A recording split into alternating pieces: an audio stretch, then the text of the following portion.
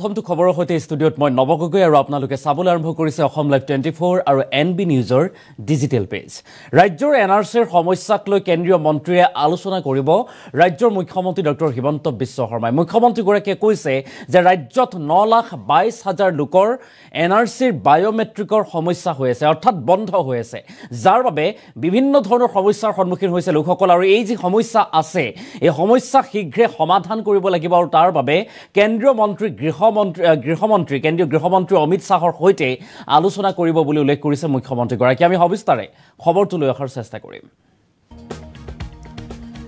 এনআৰচিৰ সমস্যাক লৈ কেন্দ্ৰীয় মন্ত্ৰীয়ে আলোচনা কৰিব ৰাজ্যৰ মুখ্যমন্ত্ৰী ডক্টৰ হিমন্ত বিশ্ব শৰ্মাই। এনআৰচিৰ বায়োমেট্ৰিক্স বন্ধ হৈ থকাৰ বাবে বহু লোক অসুবিধাৰ সন্মুখীন হৈছে। এই মুখ্যমন্ত্ৰীগৰাকীয়ে কৰিছে এই মন্তব্য। প্ৰায় 9,22,000 লোকৰ এনআৰচিৰ বায়োমেট্ৰিক্স বন্ধ হৈ আছে আৰু তাৰ বাবে বহুত মানুহৰ নাম খচৰা বা চূড়ান্ত তালিকাটো আছে বুলি উল্লেখ কৰিছে। লগতে কিছুমানৰ এনআৰচিৰ সৈতে কোনো সম্বন্ধই নাই। এনে কিছু লোক আছে যাৰ এনআৰচিৰ সৈতে কোনো সম্বন্ধই নাই। ৰাজ্যৰ এনআৰচিৰ সমস্যা সন্দৰ্ভত মুখ্যমন্ত্ৰীগৰাকীৰ এই ডাঙৰ বা বৃহৎ মন্তব্য। আৰু সোমবাৰে দেশৰ প্ৰধানমন্ত্ৰীকো সাক্ষাৎ কৰিব মুখ্যমন্ত্ৰী ডক্টৰ হিমন্ত বিশ্ব শৰ্মাই। আজিৰ দিনটোত প্ৰধানমন্ত্ৰীগৰাকীকো সাক্ষাৎ কৰিব। অসমৰ বান সমস্যাৰ লগতে আন বহু বিষয়ে আলোচনা কৰিব মুখ্যমন্ত্ৰীগৰাকীয়ে। প্ৰধানমন্ত্ৰীৰ লগতে বিভাগীয় মন্ত্ৰীসকলৰ সৈতে আলোচনাত লিপ্ত হ'ব। এনআৰচিৰ সমস্যাক লৈ কেন্দ্ৰীয় মন্ত্ৰীয়ে এনেদৰে আলোচনা কৰিব ৰাজ্যৰ মুখ্যমন্ত্ৰী ডক্টৰ হিমন্ত বিশ্ব শৰ্মাই। এনআৰচিৰ বায়োমেট্ৰিক্স বন্ধ হৈ থকাৰ বাবে বহু লোক অসুবিধাৰ সন্মুখীন হৈছে বুলি উল্লেখ কৰিছে। প্ৰায় 9,22,000 লোকৰ এনআৰচিৰ বায়োমেট্ৰিক্স বন্ধ হৈ আছে আৰু তাৰে বহুত মানুহৰ নাম খচৰা বা চূড়ান্ত তালিকাটো আছে বুলি উল্লেখ কৰিছে মুখ্যমন্ত্ৰী ডক্টৰ হিমন্ত বিশ্ব শৰ্মাই। লগতে কিছুমানৰ এনআৰচিৰ সৈতে কোনো সম্বন্ধই নাই। আৰু কালিৰ দিনটোত এনেদৰে সামাজিক মাধ্যম ফেচবুকৰ জৰিয়তে মুখ্যমন্ত্ৰীগৰাকীয়ে জনাইছে এই কথা। অৰ্থাৎ মুখ্যমন্ত্ৰীগৰাকীয়ে কৈছে যে অসমৰ বিভিন্ন সমস্যা সন্দৰ্ভত কেন্দ্ৰীয় মন্ত্ৰীত্বৰে আলোচনা কৰা হ'ব।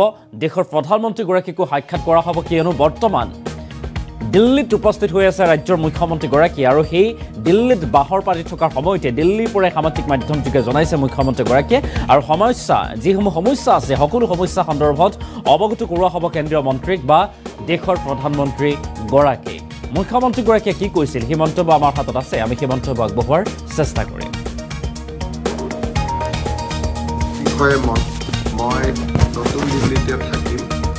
প্ৰধানমন্ত্ৰী নৰেন্দ্ৰ মোদী ডাঙৰীয়াই তৃতীয়বাৰ দায়িত্ব লোৱাৰ পিছত তেখেতক মই আজিলৈকে আনুষ্ঠানিকভাৱে সাক্ষাৎকাৰ কৰা নাই। অহাকালি ৰাতিপুৱা 11 বজাত তেখেতক মই আনুষ্ঠানিকভাৱে সাক্ষাতো কৰিম আৰু অসমৰ শেহতীয়া পৰিৱেশ পৰিস্থিতি, বিশেষকৈ বান পৰিস্থিতিৰ ওপৰত তেখেতৰ লগত মই আলোচনা কৰাৰ বাবে চেষ্টা কৰিম। এনআৰচিৰ বায়োমেট্ৰিক্স যিসকলৰ বন্ধ হৈ আছে, প্ৰায় 9,22,000 মানুহৰ এনআৰচিৰ ক্ষেত্ৰত বায়োমেট্ৰিক্স বন্ধ হৈ আছে। তাৰ ভিতৰত বহুত মানুহ এনেকুৱা আছে যাৰ এনআৰচিৰ খচৰাটো নাম আছে, চূড়ান্ত তালিকাটো নাম আছে, আৰু কিছুমানৰ এনআৰচিৰ লগত কোনো সম্বন্ধই নাছিল। সেইসকলে এনআৰচিৰ বায়োমেট্ৰিক বন্ধ হৈ থকাৰ কাৰণে বহুত অসুবিধাত ভুগি আছে। এই বিষয়টো মই কেন্দ্ৰীয় গৃহমন্ত্ৰী অমিত শ্বাহ ডাঙৰীয়াৰ লগত দিল্লীত থকা সময়ত আলোচনা কৰিবৰ বাবে চেষ্টা কৰিম। তাৰোপৰি বিভিন্নজন মন্ত্ৰীক সাক্ষাৎ কৰি অসমৰ বিভিন্ন সমস্যাসমূহ, বিশেষকৈ IIM গুৱাহাটীৰ পলাশবাৰীত প্ৰতিষ্ঠা হ'ব, তাক কেনেকৈ আমি ক্ষীপ্ৰ কৰিব পাৰোঁ, নামৰূপৰ সাৰ কাৰখানা, সেই বিষয়ে মন্ত্ৰী JP নাড্ডা ডাঙৰীয়াৰ লগত আলোচনা কৰিম। ছেমি কণ্ডাক্টৰ ইণ্ডাষ্ট্ৰী খৰতকীয়া যিটো আমাৰ জাগিৰোডত হ'ব, সেই বিষয়ে মন্ত্ৰী অশ্বিনী বৈষ্ণৱৰ লগত আলোচনা কৰিম।